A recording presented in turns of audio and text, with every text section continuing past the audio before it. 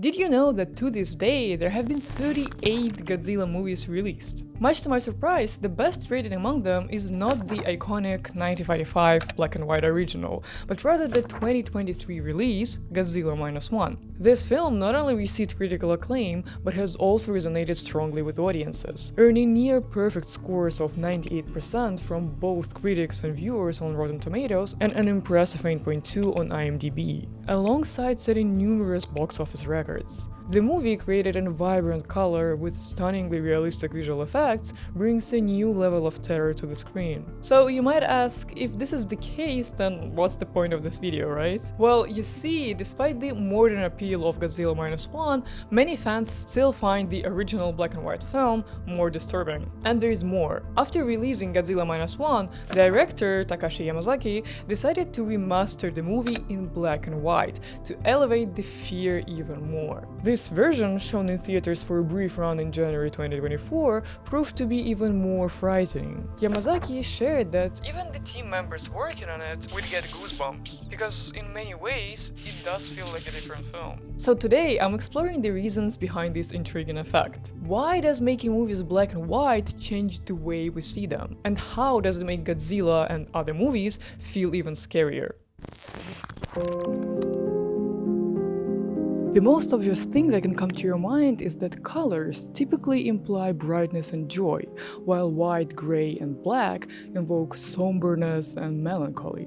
This is why black and white movies can intensify feelings of fear and discomfort. The monochromatic palette amplifies shadows and contrasts, making scenes appear more threatening and mysterious, and also intensifying the film's overall gloomy and gothic mood. This is definitely part of the effect, but it also delves a bit deeper than this. Black and white films uniquely captivate our imagination by creating a visually recognizable environment that feels real but still leaves room for interpretation. Removing color forces our mind to compensate by filling in the missing elements. This not only makes the viewing experience more personal and immersive, but also allows us to project our own emotions and interpretations onto the scenes. The absence of colors in these older films often came from low budgets and obviously limited technological resources. This scarcity forced filmmakers to rely more on solid storytelling and atmosphere, using practical effects rather than elaborate visual effects. The result was a more grounded and relatable horror experience. Godzilla, depicted without the detailed colorizations of modern films, becomes a shadowy figure of terror, whose presence is felt more through the haunting atmosphere and less through visual spectacle. This approach maintained Godzilla's threatening essence, while making the horror more grounded and relatable to audiences. What's interesting is that in the color era of cinema, this tradition continued. Black and white have found a special niche in psychological horror and drama, where a simpler visual presentation can significantly deepen the story's emotional and psychological impact.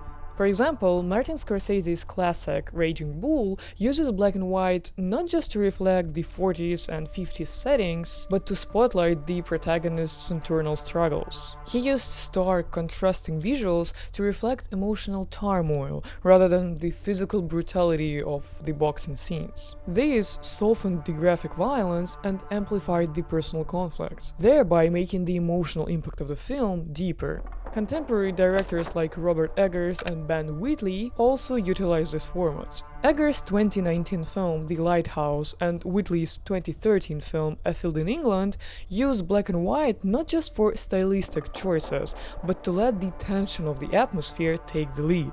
By stripping away color, these films focus more on how the setting influences the characters' psyches, creating a raw and intense psychological landscape that grips the audience. In the case of Godzilla Minus One, although the black and white version is identical in content to its colored counterpart, the film offers a different viewing experience. The black and white format of Godzilla eliminates all visual distractions and focuses the viewer's attention on just the existential dread and the unsettling notion of facing an unstoppable force. This stark grading also draws more attention to the expressions of the characters, their fear, their anger, their bravery. As Godzilla turns into a bigger and more unstoppable force, we feel a stronger connection to what the characters are going through. Their experience feels more real to us. shadows. Such psychological engagement ensures that the emotions portrayed in the film are more intense and memorable, and also shows us that sometimes less is indeed more in the world of film. When a movie doesn't use color, it has to find other ways to keep our attention. This necessity brings elements like composition, form, and texture to the forefront.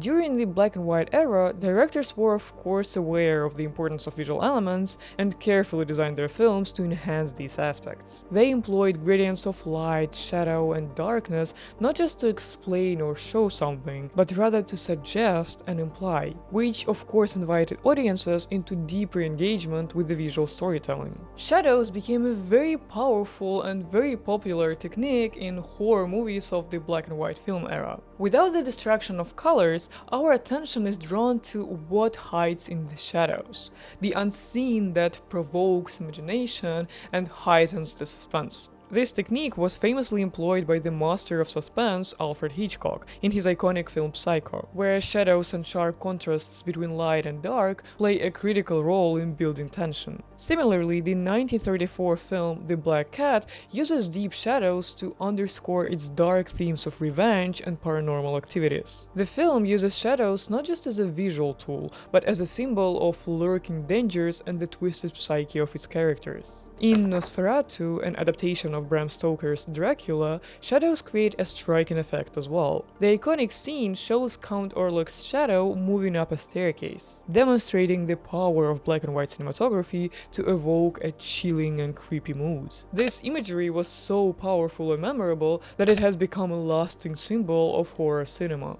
All of these examples help us conclude that shadows are perfect metaphors for the fear of the unknown, a primal instinct that is deeply ingrained in our psychology. They mask details and leave our minds to wonder and imagine. A shadow moving across a wall can be really terrifying to us simply because we cannot really see what is casting it. This not only keeps us engaged, but also makes the fear personal, because we simply let our minds imagine what scares us personally the most. By the way guys, if you're enjoying this video, I'd love to hear from you in the comments. Don't forget to like it and subscribe to my channel, it really means a lot to me. But back to Godzilla. In the original black and white Godzilla movie, shadows indeed play a huge role in creating a mysterious image of the monster. Each of Godzilla's appearances is dramatically enhanced by shadows that inject fear directly into the viewer's heart. In these scenes, the deep blacks and sharp whites craft plenty of hiding spots for Godzilla, playing tricks on our eyes and escalating the suspense. By the time Godzilla actually emerges, we're already on edge with fear. The manipulation of shadows is of course not restricted to black and white films. It remains an important component in modern color films to create suspense. I was just trying to show you that black and white movies relied on it much more heavily because of their limited palette. This same reliance on shadows is also clearly shown in the making-of Godzilla -1 - Color. Takashi Yamazaki, the director, shared this in one of his interviews. Simply removing color alone wouldn't evoke the same type of emotion we were trying to instill in audiences, which is why we went back to the colorist and we actually masked different portions of each shot and adjusted the contrast by hand, as opposed to simply hitting the remove color button.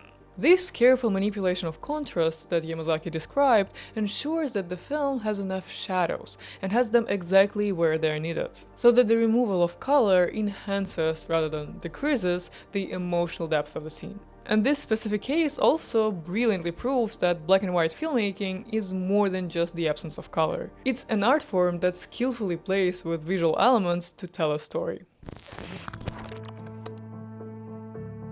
We've discussed before how removing color from films can deepen our connection with the characters, making their emotions feel more real. But there's more to it. Black and white can also increase the overall realism of the film. Yamazaki clearly stated that the black and white images make Godzilla look very realistic and documentary-like, which leads to even more fear. Even we have seen Godzilla many times, but we felt that something completely different appeared there. This effect partially comes from the fact that black and white is the style we're used to seeing in historical footage. Most archival film footage, especially from significant events like world wars or the early 20th century, is in black and white. This connection makes modern black and white films feel more serious and weighty, as if they are capturing a profound truth, much like a documentary. Take, for example, the classic film Schindler's List, where Steven Spielberg chose to shoot in black and white not just for historical accuracy, but to help convey the gravity and horror of the Holocaust. The lack of color in this film pulls viewers back in time, evoking a sense of history and tragedy that color films might struggle to achieve.